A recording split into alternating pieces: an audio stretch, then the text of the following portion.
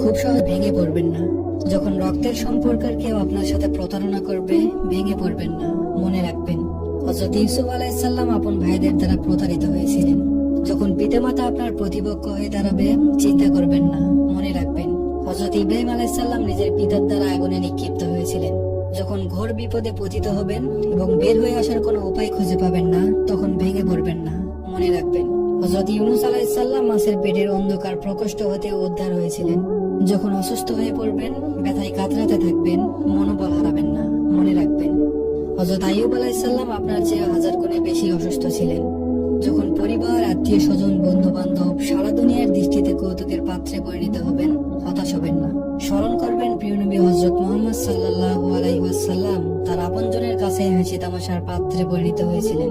তাই ভেঙে না পড়ে আল্লাহর উপর ভরসা করুন, তিনি অবশ্যই আপনাকে সাহায্য করবেন।